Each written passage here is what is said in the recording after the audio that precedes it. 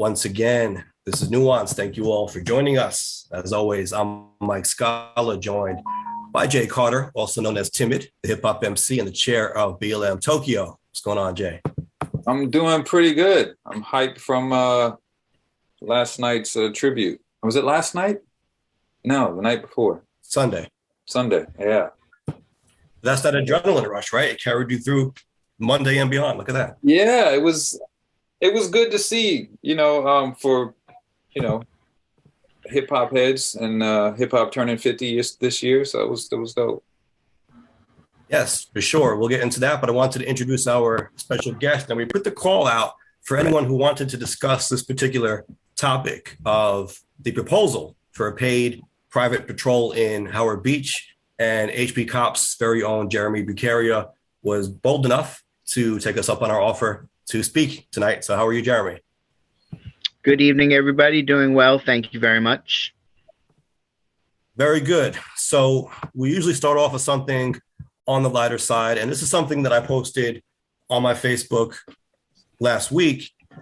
A professor of mine spoke to me. In fact, I contacted him because he was my legal writing professor in law school, and I just had a very big legal argument. And he was the one who encouraged me to go into litigation originally. Now, people like to watch TV and they look at lawyers on TV. They think all lawyers are in court arguing, but that's not the case. In fact, most lawyers don't go to court and argue. It's pretty rare. I decided to take that route based in part on my interactions with this professor in law school, because I scored, as it were, very highly on oral argument and legal writing. He pulled me aside and said I did very well, the highest score he ever gave. I should consider litigation. And so lo and behold, I did. Just had a big argument this past week and decided to send him an email thanking him for encouraging me to take that route and, kind of seeing if he still remembered me and what he had to say. And he responded right away saying he was glad. He called me an accomplished litigator. And he said this, which caught me by complete surprise, that I should continue working on my music because it will, if nothing else, help refine my storytelling skills, which will help with litigation and everything else I'm doing, and I guess keep me well-rounded. So that was a big thing for me because I didn't even know that he knew about my music, but there it is. He's encouraging me now, just as he did over 10 years ago to do litigation. Now he's encouraging me to stick with the music.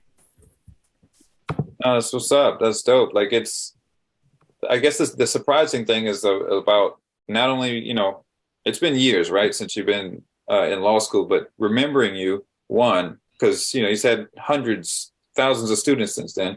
And then not only remembering you, but remembering that you did music, which is, Right. And I'm wondering now if that was in his mind at the time, because in law school, people knew. I mean, at least my classmates knew. I didn't really know all my professors knew what I was doing with music, but it was something that was known. And maybe at the time when he pulled me aside, he was like, you did such a great job on this argument. Maybe he already knew that I was in music, and he was connecting those dots, thinking, hey, his music background serves him well. Because as it turns out, I think he's a little bit of a hip hop head himself. So maybe he thought that was cool and thought it all worked, Well, I mean, I remember the controversy in law school when you were there in regards to the hip hop. It wasn't really controversy. I thought it was going to be controversial. Maybe. I didn't know. I didn't know what I was getting myself into because I am this hip hop guy just signing up for law school. And it seemed like everyone in my class had parents who were lawyers, and I certainly didn't. I felt like a fish out of water, I guess, in that regard, and I didn't know how people would take to me.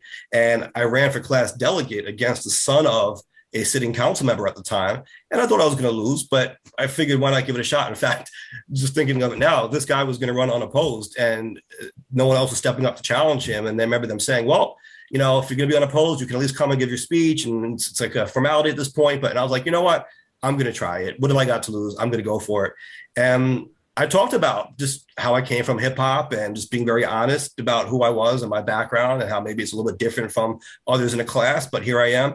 And it turned out that people liked me, and I actually won the election. I was told by a landslide. I don't got the final numbers, but I got the call from the student government that I had won, and people had said that they all voted for me then. And it was like a big moment in itself in my life because I didn't know if I would be accepted in law school by my peers, and I was, and that gave me the confidence to do it, not just to do law, but also get involved in politics. I realized at that point that just coming from hip hop wasn't going to stop me. But the controversy I was talking about is that a few people kind of got some things confused and put the rumor out that you were bringing Nas to the school. That was like a game of telephone because I was running for class delegate in my particular section. So it's like these students are in your class and they go in 1L, your first year of law school, they're in all your main classes with you. So you really get to know them. And so I had a campaign basically to them, a pretty small group of people, I don't know, maybe 30 kids or whatever it was at the time. But I gave, I guess, a good speech or a speech that caught people's attention in the class, and people started talking about it to other students, even outside the class. And then we had like a bigger class that we all sat with for the bigger classes. So it was like our section and another section would combine for the bigger law classes. And so that other half that didn't get to see my big speech heard about it through people that were in my section. And it became like this thing where it's like, yeah, I think I was talking about my hip hop background. I mentioned, I guess, trying to find ways that I was politically qualified or qualified to be in any kind of political position. I mentioned just coming off of a rally that I did with Nas, where we went to the Colbert. I think it was, no, I'm trying to. Fox. It was Fox. Right. No. So he was protesting. So what it was a petition. I think it was a change.org petition that was protesting Fox News because this was during the 2008 presidential race. And they were saying some pretty racist things about the Obamas at the time. And so we went with all these petitions. It was like boxes of petitions that were all printed out then from the website. And I guess, yeah, we delivered them to Fox, and then Nas went on Colbert, or it was covered on Colbert, if I recall, that night or what have you. So I was on TV from that as well. So I just mentioned doing that with Nas. And I also mentioned, I think in the speech, it would be nice to have some entertainment at the school. And I think somewhere along the way, people kind of put that together, like, he's bringing Nas to the school. And so that was like a thing like other people started saying. And then it would come back to me like later on, like, didn't you say you were bringing Nas? I'm like, where'd that come from? Yeah. And Mike Scala never promised Nels would go to Brooklyn Law School for a soul people that he did. I'm saying no now, you know. Just had to get it from the horse's mouth there. That clears it up. So, but yeah, that was a trip. And the professor also sent me links to his book, which I am gonna buy because it was something about community organizing and some political thing himself. So nice. That he's into. Yeah. So, Jeremy, are you into hip hop at all? Yes, I am. Definitely. I could say that my career isn't as big as Mike Scala's, but my friends and I used to record our own music in my basement apartment in the early 90s. And, we have some albums that we recorded, and a friend of mine, he holds on to all of them. I don't have any of them, and that's good because he's much more responsible. So we've recorded our music, and big hip hop fan. Yes, and a lot of classic records were recorded like that in a basement apartment or in someone's apartment and whatnot. And I know there are records that I've done and for other people that people would know that they recorded in my apartment and using the closet as a sound booth. A lot of records like that. We used to buy the singles from the music station on Cross Bay Boulevard like forever ago, and they would come with instrumentals, and those were the beats that we used, the instrumentals on the singles. I was just watching an interview with Guru from Rockefeller, the mix engineer, Young Guru, and he was talking about that when things started to change in the industry and like MP3s came out, so a lot of budgets were getting slashed and whatnot, and there was the budget, or not the budget, the cost would have been like 1.2 million to record this Bleak album, but they would have had the labels like, look, you're going to have to make this money back. And they're like looking at the MP3s and like figuring like how we're going to do that. It's going to be really difficult because they're seeing first week sales drop dramatically, this and that. And he said, Young Guru was saying, look, he's like, when that happened, because he was talking about the inbox, and he's like, nope, called Bleak, said, nope, come to the house. And then he recorded Bleak's album at the house with the inbox. And he was talking about how the inbox changed a lot of things in music because you didn't have to go into a studio. You could get professional sound, or at least a good quality sound, from recording at home. Yeah, a lot has changed. Even if you look at studios that are so-called professional studios, they're a lot more portable looking than they used to be. Right. Technology got smaller. Even like things like the mic booth, right? It used to be this soundproof room. You try to get everyone in and you treated everything acoustically. You could still do things like that. But if you take a look at clips of major albums being recorded now, oftentimes the mic is set up like right in the middle of some room. It's not even like a fancy mic booth anymore. Yeah, yeah. So with your hip hop background, did you watch the hip hop tribute at the Grammys? No, I missed it. What? I have to say I missed it. And I know everyone's talking about it, so I'm hoping it's on YouTube, but I did miss it. Yes, it's on YouTube. It's about 18 minutes long. I know they say 15, but I think with the introduction stuff and everything, it turned out to be somewhere around 18 almost. I thought it was a good tribute. I really liked it. I know some people, there was, of course, criticism on who should be there and who wasn't there. Did you see the disclaimer, or did you catch that, Jay? That when they introed it, they were like, I think it was LL Cool. Was it LL? LL. I think it was LL. Right? He said, we can't have everyone, guys. So like he knew that people were going to be talking about who's missing. He's like, we're trying to cover the whole history of hip hop here. We can't have every artist. I know. Right. And Questlove cleared up a few things on Twitter because there was a lot of controversy. Of course, people are going to be like, oh, why wasn't this person on there? Why wasn't that person? And he said that there was a pretty sizable number of artists who canceled within 10 minutes of the show going live. 10 minutes. Yeah, and he said there were some people like icons and legends that they reached out to and they just flat out refused to do it. Some who didn't show or whatever. And he's like, we tried to accommodate different people, but this is what it is. I think we still pull out something good. And I think they did do a good job. There has been controversy regarding hip hop and the Grammys. And so I can see some hip hop legends refusing to take part in the Grammys based on how they've treated hip hop historically.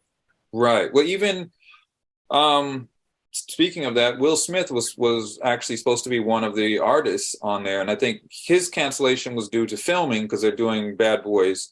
But his significance would have been that he was the first one to win a Grammy for hip hop. And when they won it, he was part of that group that boycotted the Grammys that year because the hip hop award was not going to be shown on TV. It wasn't shown. It was the biggest thing going at the moment. I heard his new album slaps. See what I did there? I see what you did there. Yeah. So I thought it was pretty good. I know some people said it was very light on West Coast representation and South representation. It was a lot of East Coast stuff. But again, we don't know. Yeah. Well, for South was Scarface, Big Boy, Missy Elliott. Who else was on there? You consider Missy the South? I guess you do because it's Virginia Beach, but yeah, she's VA. VA is a funny place. I think the South culturally begins somewhere in VA between DC and Richmond. I guess Virginia Beach would be considered South, but it's not South. Yeah. But for South, I think that's all they had. But then we don't know who canceled at the same time. And then the two other big ones from the South would have been Rick Ross and Lil Wayne, but they were on the show later. I mean, you think about who's selling in the last 15 years, Rick Ross and Lil Wayne. I mean, you could have gotten Lil Jon or whoever as well, but they had other already on the show. They had Nelly from the Midwest. Nelly. Some people would consider him South, but he's Midwest.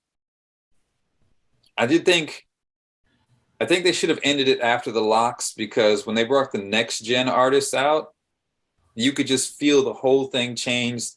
Energy went down. It was whack. They were garbage. See, that's the thing. It was focused more, I think, on the beginning stages of hip hop. So it would make sense that you would see more New York artists there because that's what was popping at the time. So you saw Run DMC and, you saw these older generation artists. I think that was really the focal point. And then it kind of shifted to the new, but I think that was just more showing how it evolved. But I think really the main point of it was to pay homage to the pioneers.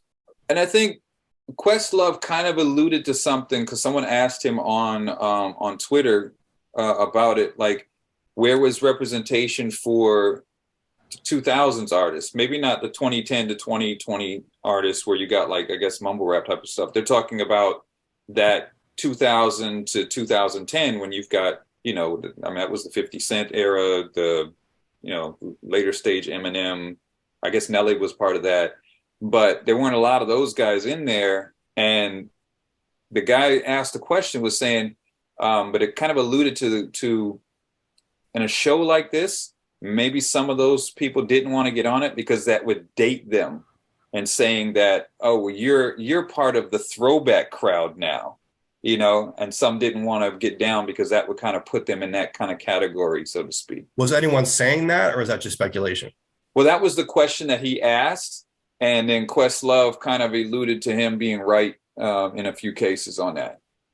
Because I think you need to lean into it. I mean, look, if you were most popular in the 80s or early 90s, accept that was your peak. But you know what? There is still money to be made. There's still accolades. You can still do things. It's not a bad thing to be an artist who was at the top of their game. Or, and I'm not saying even in terms of skill or in terms of quality music. I'm talking about just in terms of popularity. Right. That's not a bad thing. You can still go to Europe, for example, and sell out clubs and still make a great living for yourself. Yeah. But I thought it was good, that it was well done. I was upset. I want to see the backdrop because they had all the different names of different artists. And I saw a lot of underground rappers on there that were listed in that backdrop.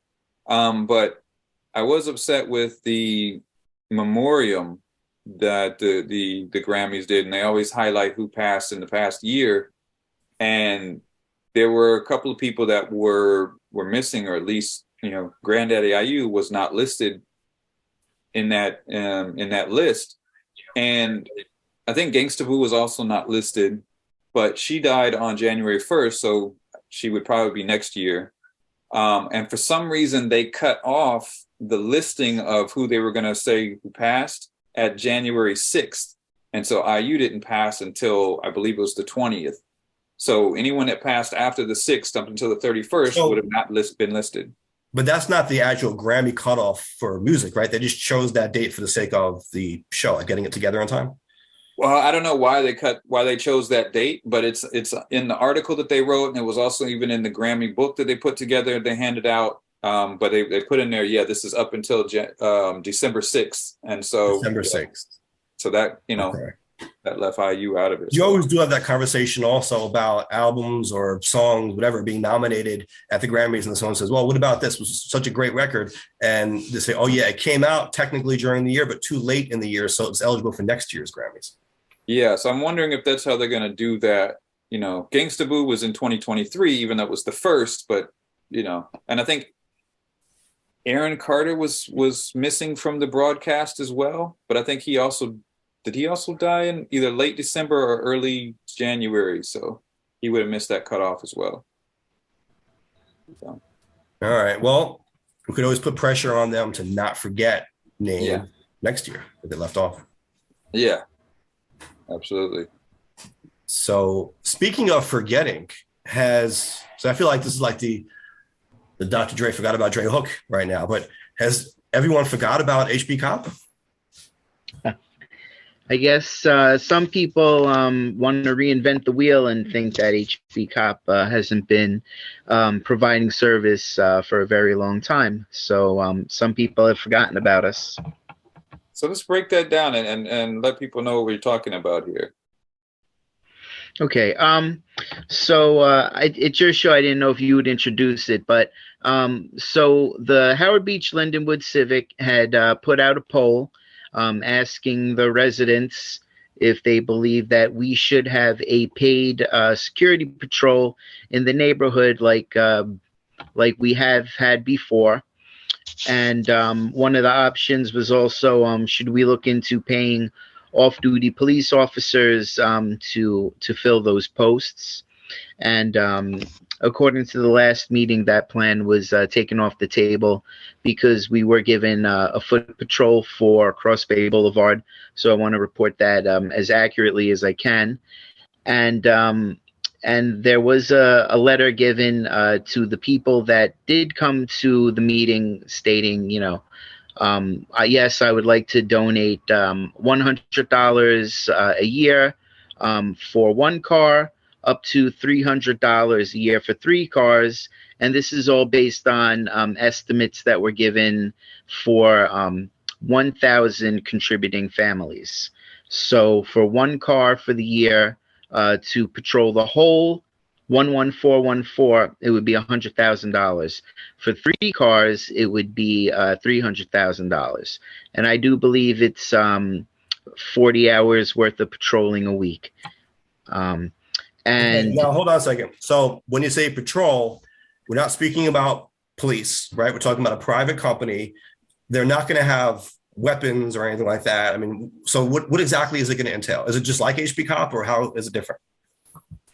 it is the exact same thing. And when I was at the meeting, I raised my hand and I said, everything that you just described is exactly what HBCOP is. We're uniformed. We have insurance. We're a 501c3. We have all the necessary legal paperworks. Our president, Joe Thompson, is very well versed in getting us all the legal statuses that we needed. Our president, Joe Thompson, also has been an auxiliary police officer and a trainer, and has all the background to run the logistics of such a group. But everything that they mentioned about having uniforms and having light bars on the cars on the roof to be a deterrent is everything that we have been doing. So they're trying to reinvent the wheel for something that's already been there, except they don't want to endorse a civilian patrol. And in the past, the Civic has stated that we only support the best ideas in the neighborhood, and yet, you know, what they're looking for is already there. Now, was anyone bring up the possibility, like, if you're going to raise money, to just funnel that to HB since you guys are already doing it? Well, I tried to chime in at the meeting, and I was shut down.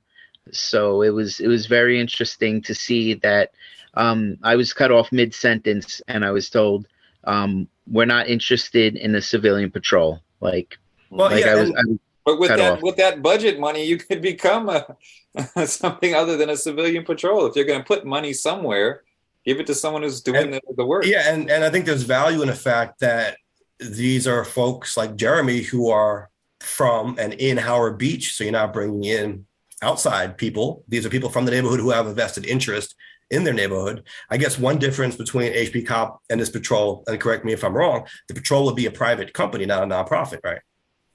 Right. Yes.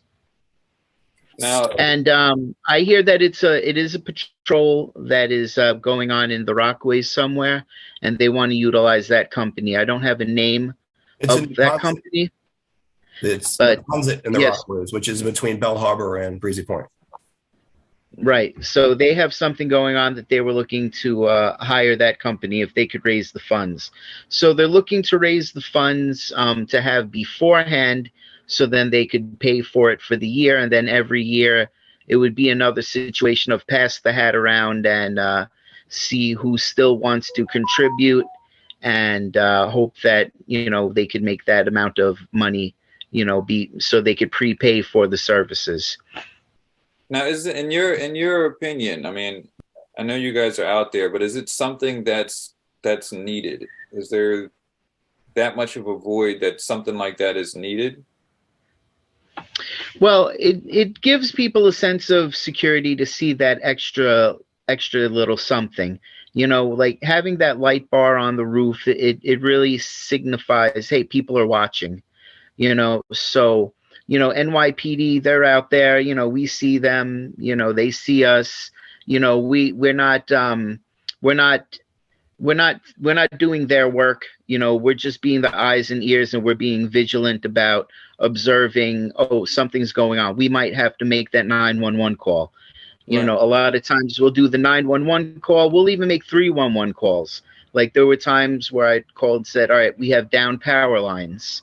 You know, there were times that we had backed up situations where we had to cut off traffic to help, like first responders going to a car accident, and then we had to divert traffic, you know, around that accident. So, you know, there were other things that we were doing other than just watching. Like we weren't jumping in on crimes, like we weren't stopping crimes, we weren't stopping shoplifters. We were calling in everything that we saw to the proper places, and even helping boost cars. There were times where I would help a disabled vehicle because I had a battery jump starter.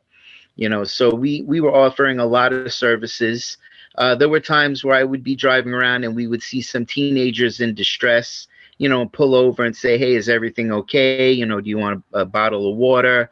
Do you need some help? You want us to call someone for you?" And just being there for the community. And it gives you that sense of pride to say, you know what, I'm going to take a couple of hours each day to look out for my neighbors. And I think that's that personal touch, like Mike said, is I do have an invested interest. Like, these are my neighbors, these are the people I grew up with. These are the people I grew up with, children, so it means that much more than a security that, will be driving around and they might see something, they might not. And another thing that I thought was very interesting was in HBCOP, we would usually have 2 or more people per car, which means more set of eyes. Because while you're driving, it by yourself, it's hard to patrol because you have to keep your eyes on the road. Driving your car is the most important thing. And then secondary, you could get to look around. So while the driver is driving an HBCOP, you have somebody who can do full surveillance and doesn't have to worry about, the car in front of them and switching lanes and, just your basic mechanics of driving. And so what you're saying is for this patrol, the person would be by themselves? I believe that they will be because it's very expensive, and I don't think that they're going to be paying for multiple employees to be in the car together. Like, I'm under the impression that it's one car, one person at a time. And, they're hoping for a maximum of raising like $300,000 so we could have 3 cars because 11414, it's a lot of road to cover. So they wanted somebody in Old Howard, for Old Howard and Hamilton Beach, somebody in New Howard, and then somebody for Lindenwood. Now, and I'm sorry, go ahead. I'm saying, and these were the areas that we were covering as HBCOP. Like, every night, everyone would be in a different sector. Like, I would start out in Lindenwood, and I would call into dispatch and say, "All right, I'm in Lindenwood," and they'd say, "Okay, we have a car in Old Howard and we have a car in New Howard," and after a certain amount of time, then we would switch. Then everybody would rotate. Then we'd take a break together and like talk about what's going on out there, and then we would keep rotating for the rest of the shift. Now, what would that firm do if they're out there patrolling?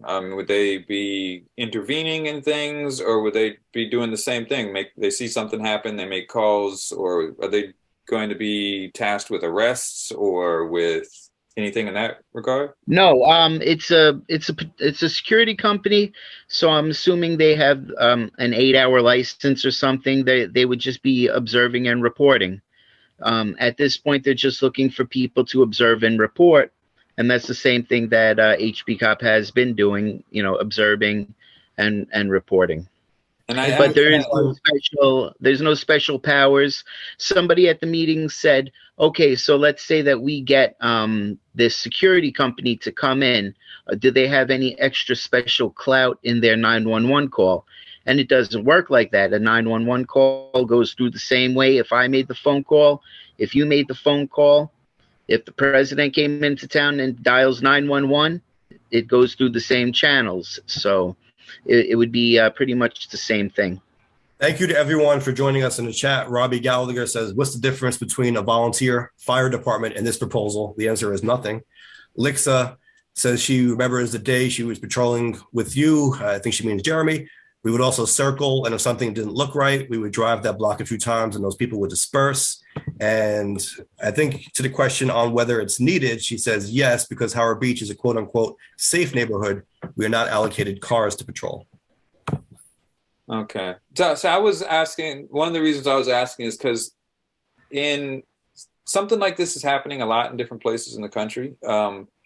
where you're getting private security firms. And I know a friend of mine used to own a private security firm, and they kind of, in the city that he was in, their force was big enough where they actually kind of acted as the police force in many locations in there. I mean, they had, they had their weapons and the tasers, and they had their cars. And, he was even talking about the, what was it? He had a training van where they would go in and do the whole training stuff with marksmanship and this and that. And so some cities, I guess because their police budgets are either small or they just don't have enough, are contracting out to these private security firms that are taking up some of that slack of police officers. But it doesn't sound like they're having any more power than what HBCOP has already got. And they're not doing it. No, right. And I think people need to keep that in mind. This is New York City. We're dealing with the NYPD. This is not about bringing in our own private police force. It's about a private company patrolling to serve as a deterrent or whatever they're going to do. But to Jeremy's earlier point, I do think, my impression at least, is that people are thinking this is a way to keep crime under wraps, more so than what HBCOP and groups like it really do, which is help their neighbors, help, like he said, give someone a jump if their car breaks down or whatever it is. I think that really is more prevalent than actually stopping crime. Right. No, we're not out there fighting crime. We're not taking any credit for crime statistics going up or going down. We are literally neighbors helping neighbors, and we're just being that observing presence. Like a lot of people, you want to go about your day, you want to go to the grocery store, you want to come home. You're not thinking, all right, what's going on? Like, it's a purposeful watch. That's what makes us different than somebody just going to the grocery store, somebody picking up their kids, somebody doing this. They're handling their business, and we're saying, all right, we're going to look out, to see if there's anything. And there have been so many situations with like illegal dumping, where we'd call it in and say, hey, we got a whole bunch of garbage over here. Can somebody come and pick it up? So there were a lot of those instances. I've personally seen some city bikes just get dumped by the federal park in Hamilton Beach. So I called up and said, we have some city bikes here, can we get them picked up? So, it's a lot more than what a security, like the hired security wouldn't do these things. They wouldn't be looking for the beautification of the neighborhood. They wouldn't be saying, down power line on 79th Street. We don't know if it's a live wire. Somebody come and get it. They're just going to say, all right, somebody might have robbed something.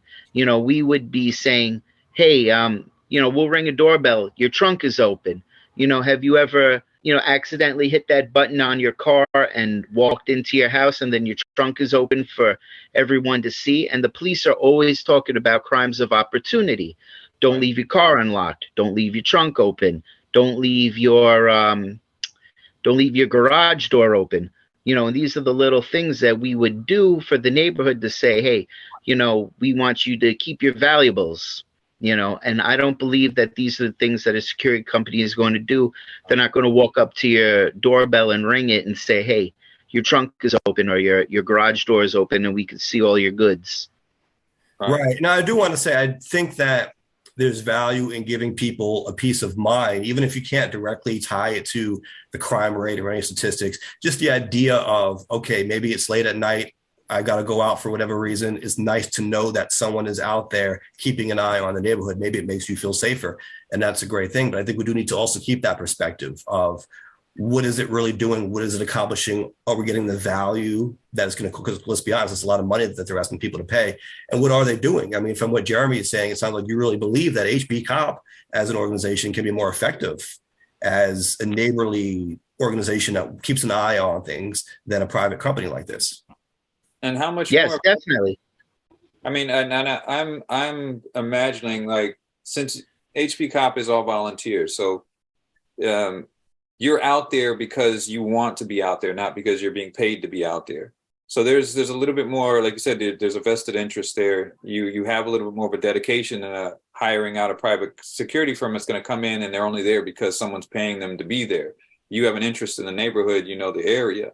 So I would think if they're going to raise money, it could probably be more effective, more beneficial to funnel it to a group that's already out there that has that dedication to it. And I know Licks in the chat says, I guess the proposal is that it's going to guarantee someone would be out there on the street from 11 to 5 Right. a.m. I was going to make that point as well, because you mentioned HBCOP are volunteers, and so they may not all have the time to be out there on as consistent a basis as someone being paid. But to your point, Jay, if they're going to raise money anyway, why not give it to a group like HBCOP, which is already out there volunteering, and that will allow them to step their game up, so to speak, and no longer be strictly volunteers. You can pay them to be out there 8 hours a day or whatever. It can become their jobs if you're going to raise this money anyway. That was what I was thinking. Right. I mean, I could see the value in having that dedicated, cars, the dedicated cars. We do have our dedicated cars that are out there, but it is expensive, and sometimes when the funding isn't there, we're paying for our own gas. And right now gas is a little less expensive than it was at its peak, but when gas was going for $5 a gallon and up, that was hard. And then there's insurance, and then there's wear and tear on your car, and the uniforms, and with proper funding, we can really provide more training and more opportunities and get all of our volunteers CPR certified. Most of us are. A lot of us, through our own jobs, have these types of things. As a New York City Department of Education employee, I was able to receive free CPR training at work. So I was happy that I could bring that to the table. I'm CPR certified, but to get everybody certified, it would cost a lot less money than what they are trying to raise. It would cost a lot less money, and everybody can get what they need. There's certain certifications. And let me also make this point. The difference between having a nonprofit and a private business is that the government can fund the nonprofit. And so instead of asking private persons, families, to give money out of their own pockets, if you had a nonprofit doing the patrols, then the government could allocate money. The city council members can give money. They can give grants through the government. That's a different ballgame. I mean, why are we asking the people of Howard Beach to fund this when we have mechanisms in place that would allow the government to fund it on the nonprofit side? No, I agree. I don't believe in the pass the hat around politics. I don't believe that that's a sound way to get things done.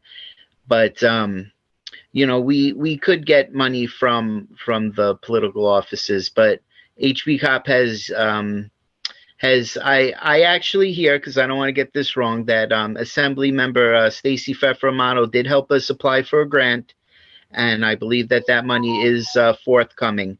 Like I said, I don't want to misrepresent anything, so I don't want to say nobody has given us any money, but there's definitely more avenues that could be pitching in, for our cause.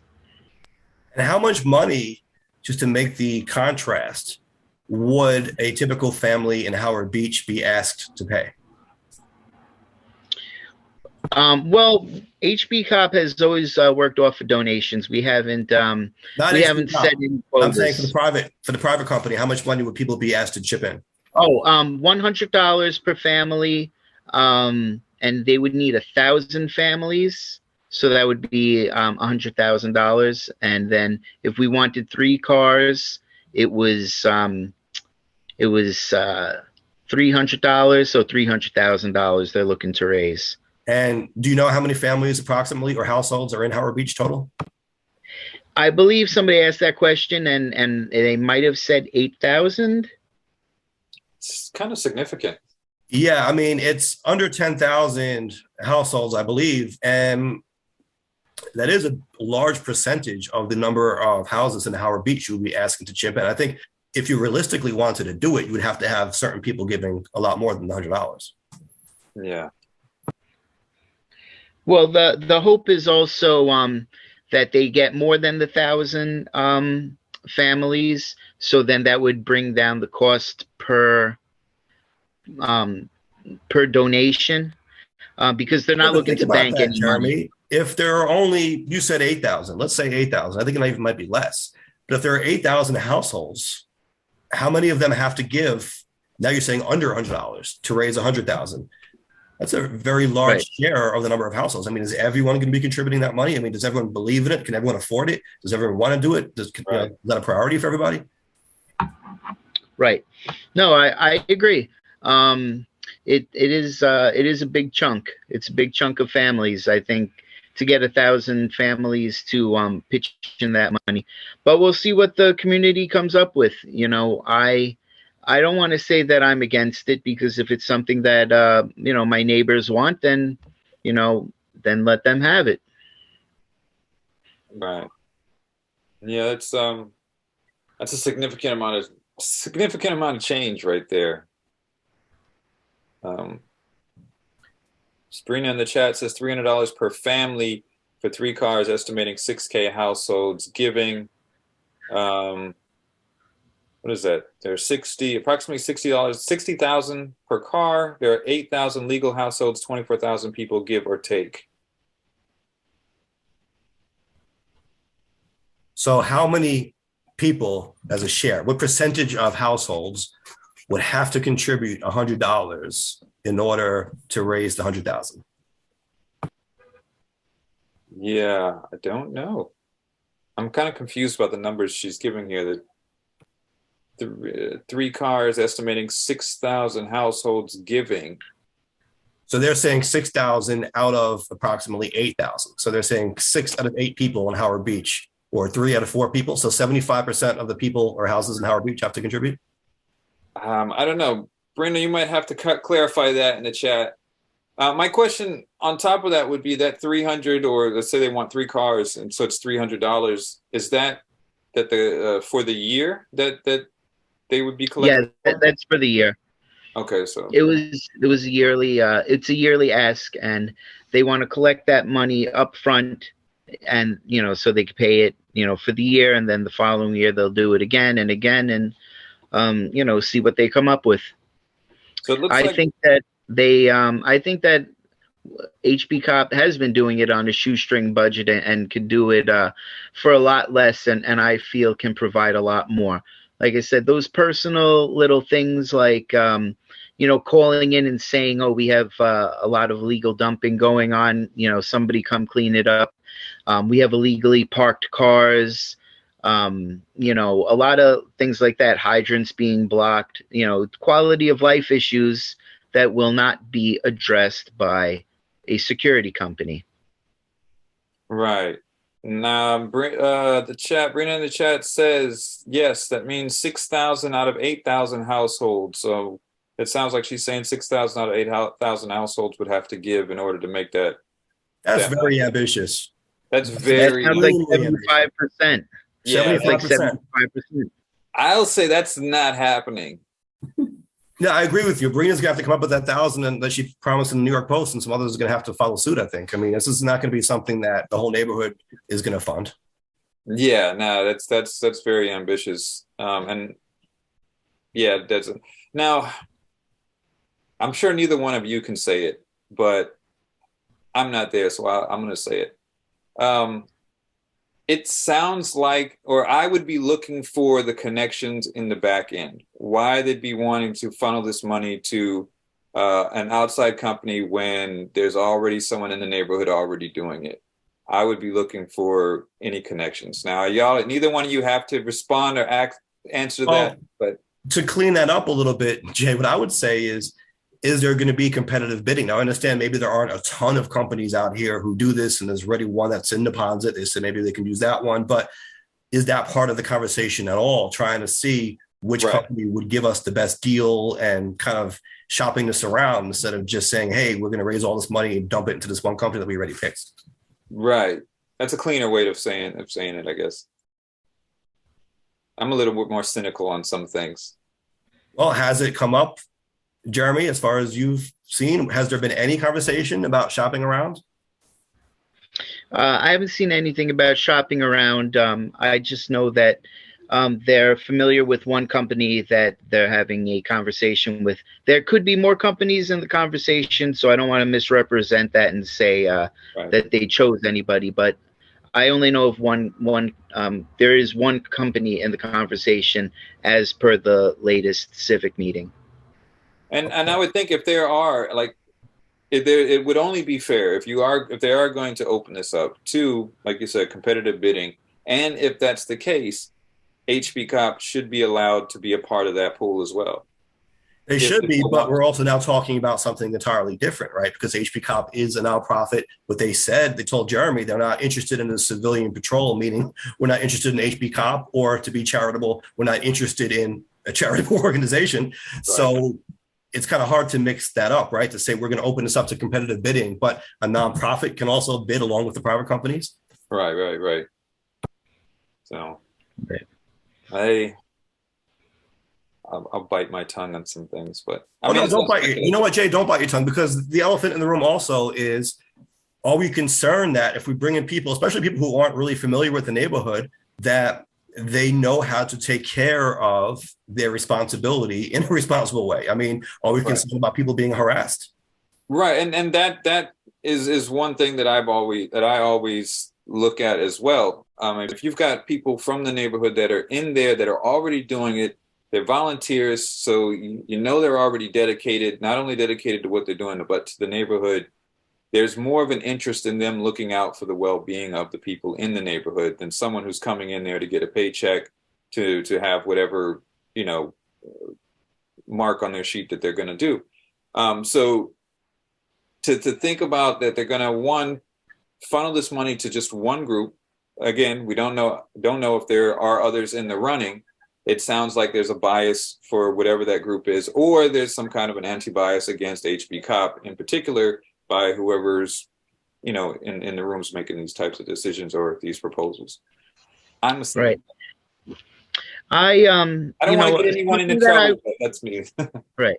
Well, this is what I can say about it. This is what I would like to say, to the leaders, to the elected officials, to anybody that is a leader in the neighborhood, that I would like to see the leadership galvanize the people, bring us together, especially with volunteers, that, a little bit could go a long way, like support from the electeds and from the civics. Like, it goes a long way to show the people that if you dedicate your time to the community, you will be recognized, you will be appreciated, and we will have your back with the funding and with just that appreciation.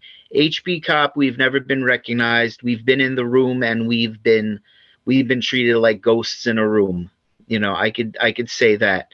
And it's always broken my heart to see that, because we're volunteers, we're not, and we're not out there, seeking some sort of glory or, like this is gonna, make everything better, but we're trying to make things better. And I feel that as leaders, it is your responsibility, to promote the best of the people around you. And there's nothing better, and there's nothing stronger than a heart of a volunteer. So people giving of themselves, should be recognized. And I'd like to see our leaders get behind us and say, we can work with this, because Joe Thompson has said, I will create an advisory board, and people from the civic, the electeds, we can all put our minds together on this and make this the best that it can be.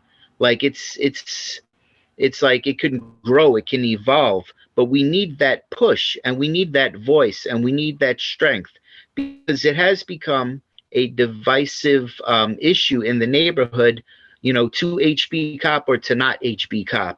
Like we have people that are with us, and then we have people that are against us because they're listening to, their leaders saying, no, we don't need them, it's frivolous. But I believe over time we've proven it is not frivolous, because like I said, you can have a security, but you can have a security and all those little extra things that we do provide. So I'm expecting the leaders to really put their biases aside and say, we're going to support, our neighbors that want to look after each other. Yeah, I mean, how could you say it's frivolous when you're essentially doing or trying to do the same exact thing or very similar? Obviously, there's a need for that type of service in the community, right? You could disagree with how it's done or who's doing it or get into the weeds on that, but just the act of it being there, you can't argue it's frivolous on the one hand, and on the other hand, say, but we're going to bring in other people to do something almost the same. Right.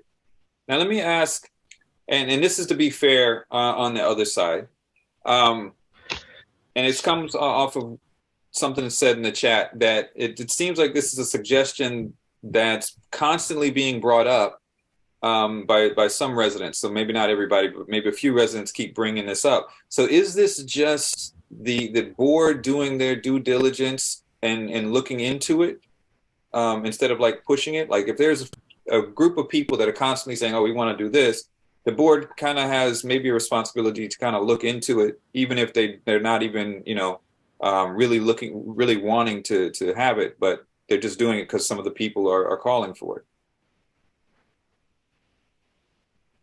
So I think that's what's going on right now with the poll that they're taking, because I guess they're doing their fact finding, like who wants to have this paid security. But I think it would be more fair if also the HBCOP option was on that letter, with a little box that says back here for HBCOP. Like I think that would level the playing field, but it wasn't mentioned because it's something that's not desired by the board. And I'm hoping that things change, with these conversations and more people speak up and reach out to the elected officials and reach out and say, we're going to support HBCOP. Like we think it's a good option. And then maybe once, we start getting that backing, then more people say, you know what, I'm going to sign up and do this. I think it would raise the morale of the neighborhood and possible volunteers. And that's what you need your leadership to do. You need them to raise the morale. You need them to say, you know what, it's okay. Let's step up together and, and look after our neighborhood.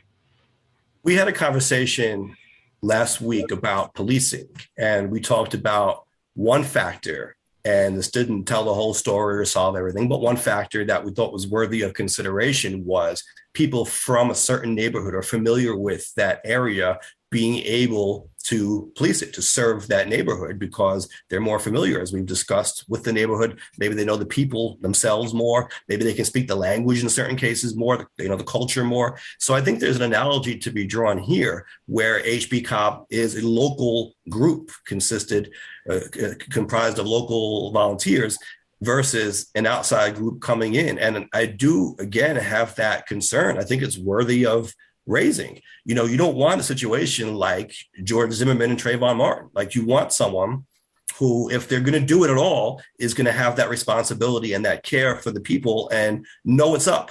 You know what I mean? And look, maybe in that situation that individual was from the area or whatever too. I'm not saying that someone from the area is necessarily going to be a good person, but I think that that's one factor to look at. Someone who's from there maybe is going to be more responsible in terms of what happens than someone who's not. Absolutely. Yeah. So yeah, I think I agree with what Jeremy said as far as when they're doing this. Like it could be just their fact finding, perhaps, right? But it should have been one of the options on there. Like are you interested in looking for a security firm, or are you interested in what HBCOP is doing? Is this that type of thing? It should have been something. It sounds like it should have been something that was on the table as well.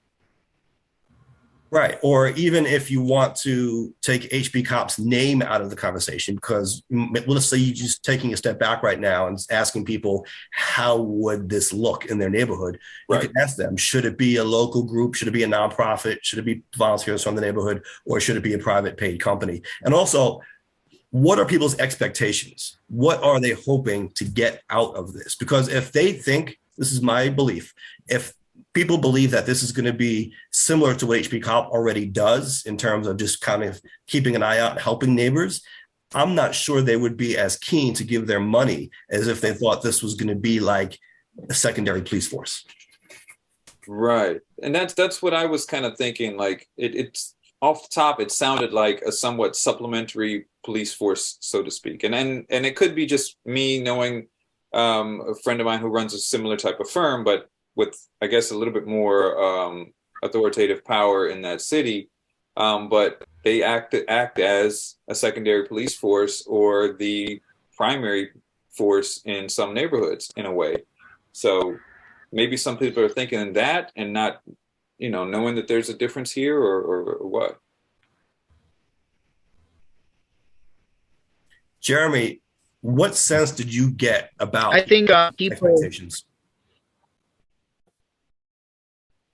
Okay, yeah, I was just going to bring that up. I know the expectations are people are looking for a reduction in crime. People are looking to feel safer. People are looking for these headlines where people are getting slashed and cut and hurt to go away.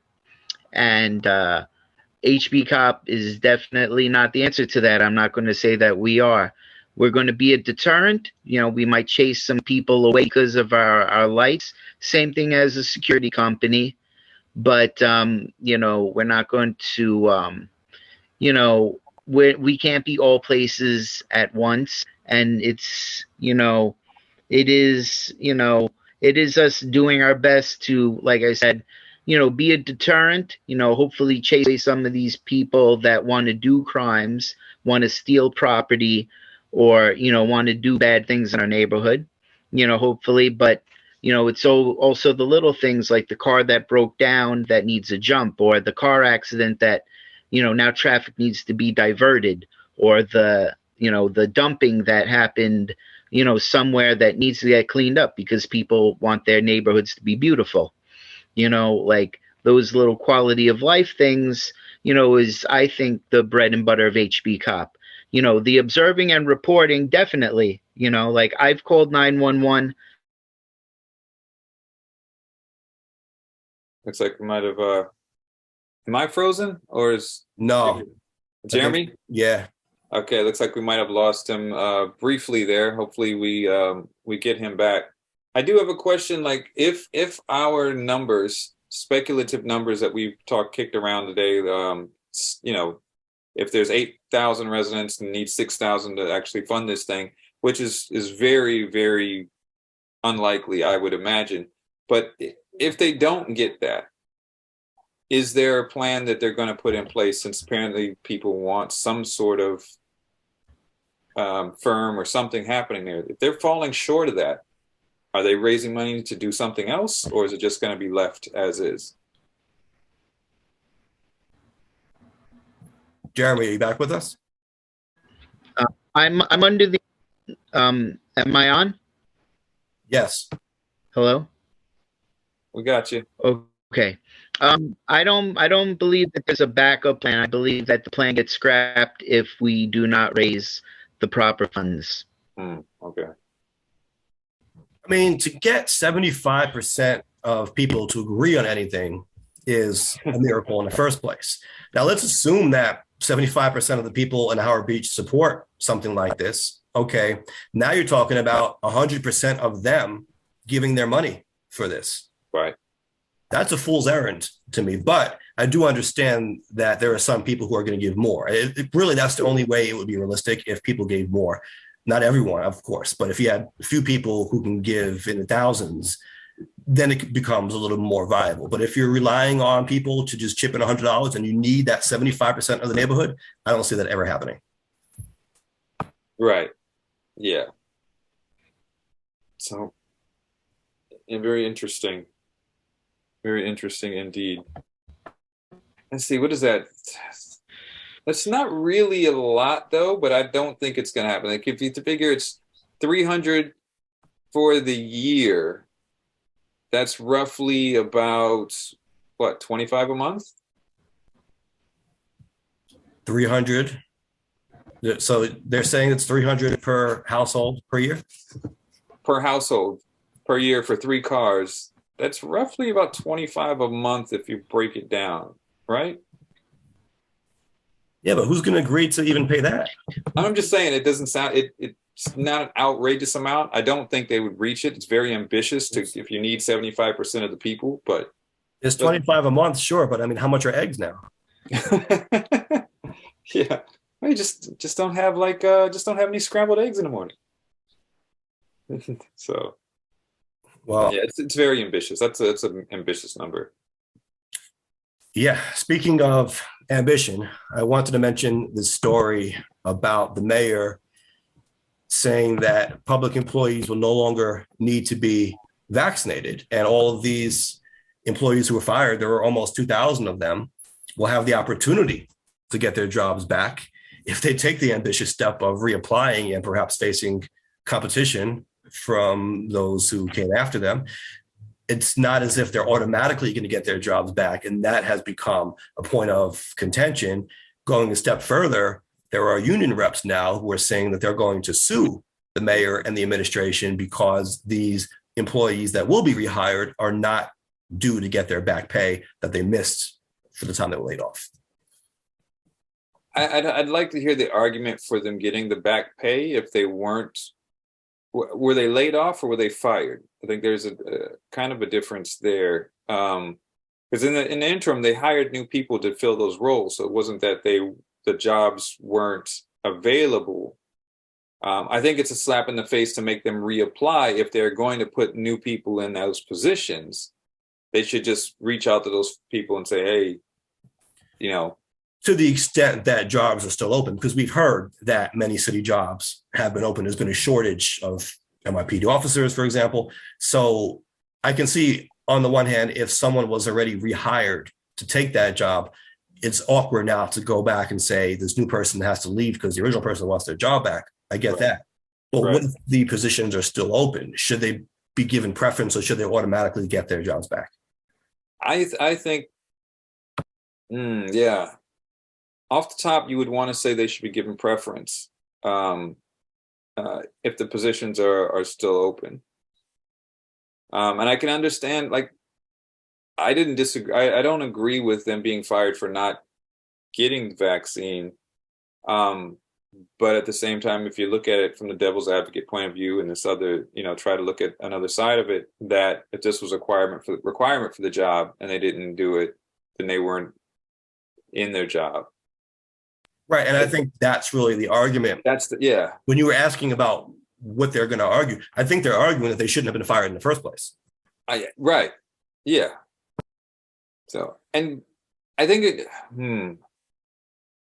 some of it could depend on what types of roles they were in, because it's not unheard of to have a test or vaccine for a position. Like I know when I was younger and working in restaurants and Burger King and whatnot, we had to go and do TB tests before even getting employed. You could not do it without it. Anyone working with food had to have this.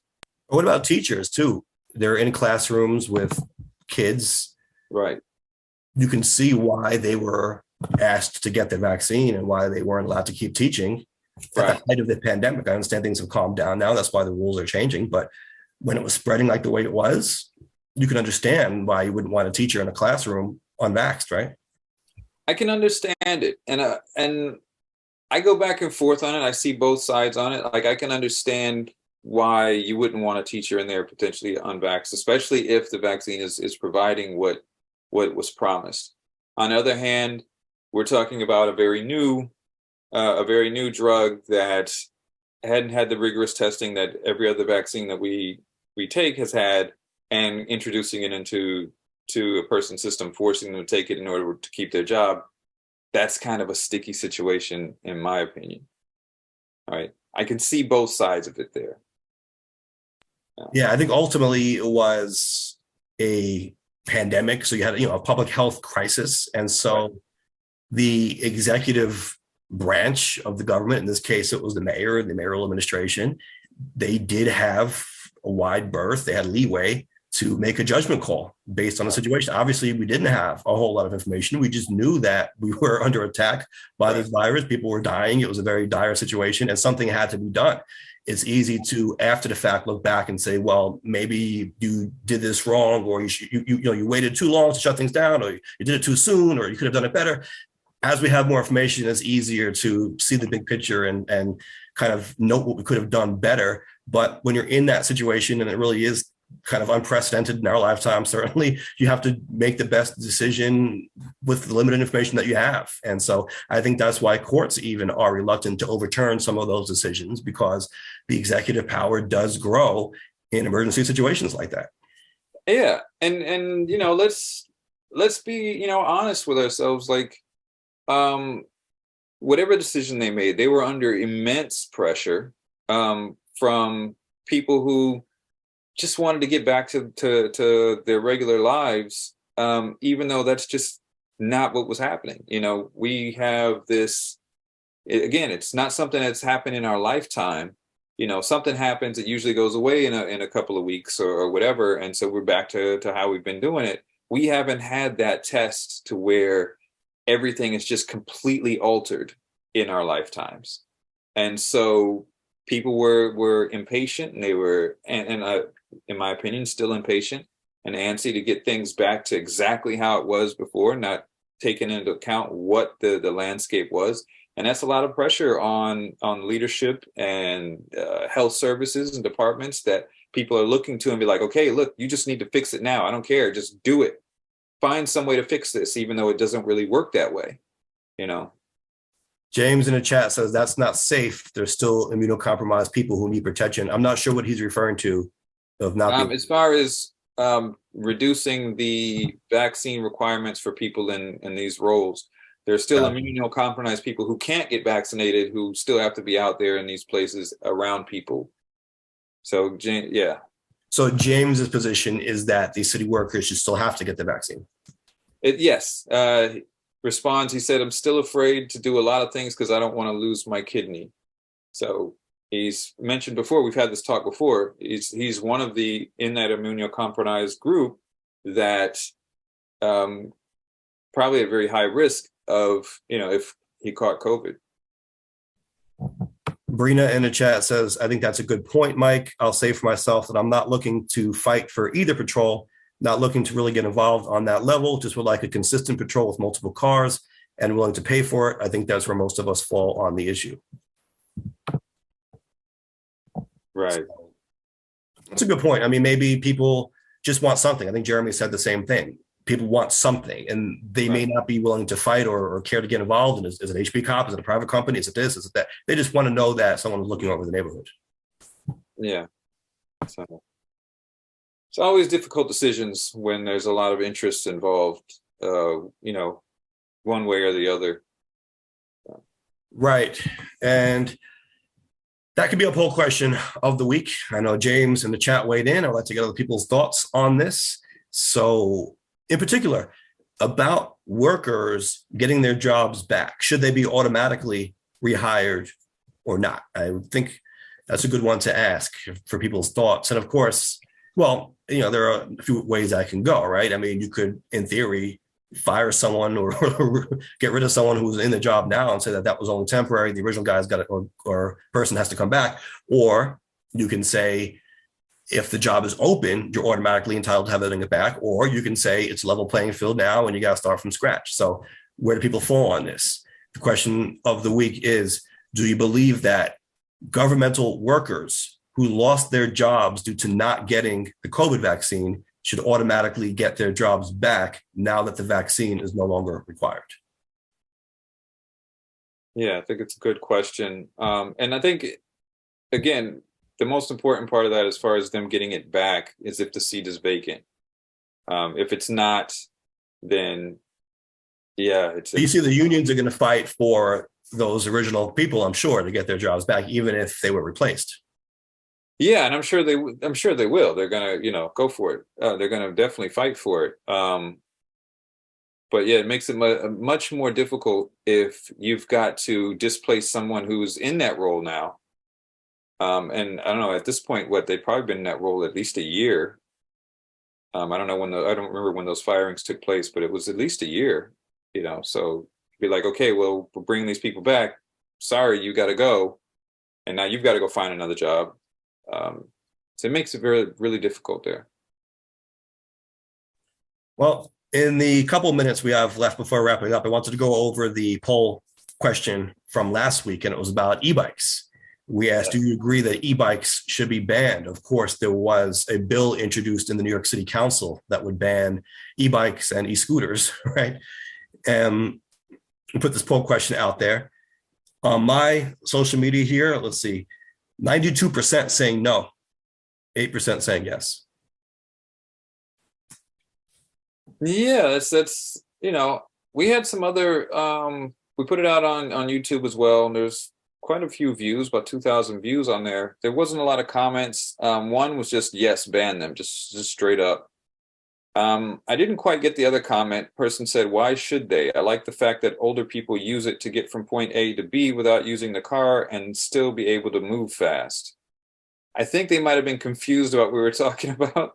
Because I think the bill is not talking about like the hover round things that that are going like 5 miles an hour. Like these e-bikes are much faster, if I'm not mistaken. Well, maybe he's talking about seniors on e-bikes going fast. You know what? You're right. My bad. I'm wrong there. There could be a bunch of seniors out there just jamming on the e-bikes. I don't know. And look, I get the whole argument, and citing some of the comments on my post here talked about that as well, that they're an alternative to cars. And so in that regard, they're better for the environment. Are people using them that way that much? In cities, they're not replacing cars, no, but you are seeing more and more people using them. Now, we did get a comment on not YouTube, Instagram to the poll, and it said that NYPD needs to enforce the no bikes on sidewalks rule before someone gets killed. I was hit by a bike on the sidewalk last summer. So that was another thing that we brought up in the discussion, that they should just first take that step to enforce the rules that are out there, since people are complaining that e-bike riders are not following the laws that they're supposed to. What about requiring licenses and insurance as if they were driving a vehicle? Is that asking too much? Are they going that fast that they need to? They're causing problems. I mean, let's not downplay this entirely and say that there isn't an issue. Obviously, this bill is introduced for a reason. Whether you agree with it or not, they're trying to get at something that's been happening. It's been bothering a lot of residents. But I'm just thinking, are they going? I mean, I don't know. They're slightly motorized, but I mean, I don't know how fast they're going. Are they going as fast as someone pedaling fast on a bike, or are they going faster than that? And it's not even about the speed all the time, as much as not obeying traffic laws, going through lights, going up on a sidewalk, endangering pedestrians. But I was saying that in regards to, you're talking about getting licenses and insurance and stuff. Like, people riding a bicycle don't need to get licenses and insurance. So if they're going faster than you can go on a bicycle, and somewhere in that range between a bicycle and a moped, so to speak, then yeah, maybe we're talking about a fast motorized vehicle. But if we're talking about someone at the same level of speed and force that a bicycle is taking, then it would seem a little bit. Well, yeah, speed is one consideration. I don't think it's the only consideration, because it is motorized. And so there was also the concern about fires, and, you're not handling a vehicle that has a motor on it properly. It's a machine. It's not a bicycle. It is, I think, a step up from that in terms of what it is, right? It is dangerous, potentially. Right. It is a motorized vehicle.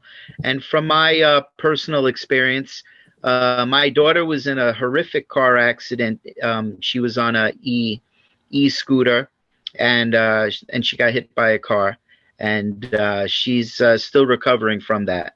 Like 2 broken arms, 2 broken legs, traumatic brain injury, and she was wearing a helmet. That's all I can say, and I wish that was the law. I hope no other parent has to go through what we've gone through. And I'd like to see people riding these motorized vehicles have to follow basic traffic rules, and and have to have those helmets. And there should be more safety precautions put into place to protect people driving in regular cars, with these people on the road, and protect these people from the types of injuries that they can receive.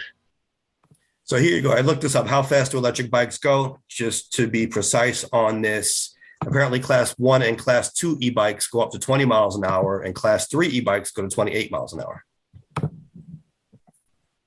I'm not sure how that compares with a bicycle, but it seems about similar. But still, like, it sounds more like it needs to be enforcement of the laws that people are riding these e-bikes are just not following the laws as they should.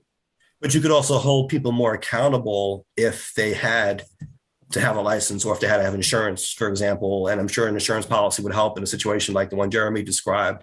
Yeah, insurance would help. Like there's no insurance involved, and that would definitely be a help, because it's the same responsibility as driving a car, because the speed limit is 20, 25 miles an hour in our residential areas, and these e-scooters can go that fast. And I believe that there should be some sort of upgrade. There should be some licensing. There should be some sort of accountability, and there should be some sort of insurance, for unfortunate accidents that do happen. Right. And Jay, what if, for example, you could suspend someone's license for driving recklessly on one of these things? It's just something to think about.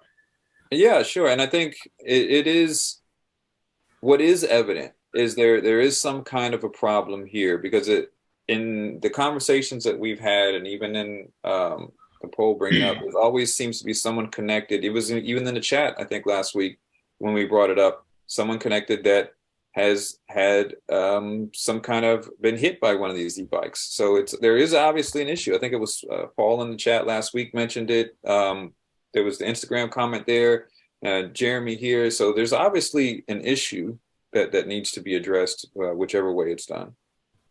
One of the comments I got here says, why should they be banned? They're just bikes that can go without pedaling them. So there are people who don't understand why it's an issue either. Yeah. But I do think, like I said last week, that we need to look at it. We should be looking at enforcement, better enforcement, doing things to hold people accountable, to make sure that they're following the rules of the road, whether they're drivers, bicyclists, on e-bikes, whatever it is. Let's look at that before we go right to the ban, because they do, or they can serve useful purposes as well. And I don't think our gut reaction to everything should be, let's just get rid of them. I agree with that there. So. Yeah, I agree. I don't think they should be banned, but I think that there could be some safety measures for everybody involved. Absolutely. Yeah, I think it's a good thing to look at in that way. So I think we're about at our time here. We can wrap this thing up. We do like to give our guests last word. We call it the bottom line. So is anything that we talked about or beyond, anything on your mind? Jeremy Bucaria, what is the bottom line? I think the bottom line is that I'd like to address, my fellow Howard Beach residents that, I understand the need, for more safety, and I understand your concerns. And, my call is for the elected officials and for the civics to, come together with HBCOP to create the best civilian patrol that we can have. Like, we're willing to work with you. We're willing to hear your advice. We're willing to build something with you. We have a good foundation here, and we would love to be partners, on this mission to keep our neighbors safe.